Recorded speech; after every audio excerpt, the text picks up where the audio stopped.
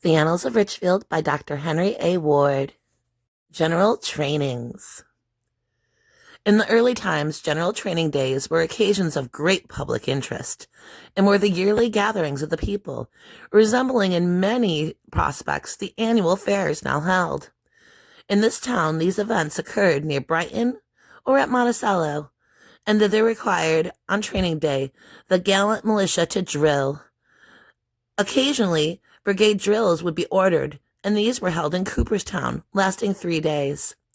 In September of 1812, Captain Levi Beardsley, in pursuance of general orders, called out his company, armed and equipped as the law directs, to drill in Monticello. War with Great Britain had been declared, and the party spirit ran high. The Federalists were opposed to the war, but the Democrats, or Republicans as they were called, warmly espoused it. After drilling his men a short time, Captain B made a speech in favor of the war.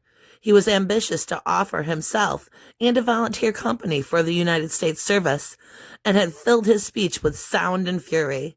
At this close, the men were ordered to shoulder arms, and such as would volunteer to follow the drum.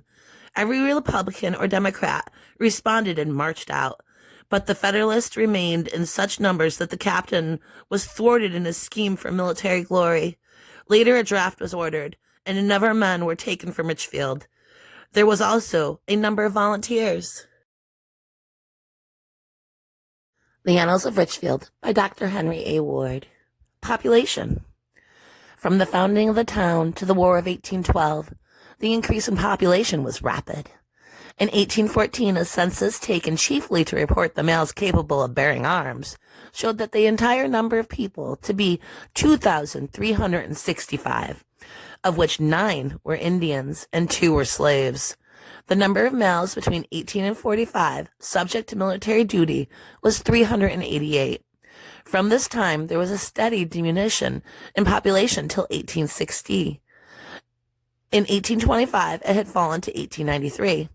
In 1830 to 1752. In 1845 to 1,670. In 1860 to 1,543. In 1880, the number had increased to 2,515. In 1890 to 2,699. For the 1898, the figures were about 2,700. In 1796, there were 229 voters. In 1896, the number voting was 758. The population of Richfield Springs, when incorporated in 1861, was 400. In 1898, it is 1,650. Note from narrator. The population varied greatly.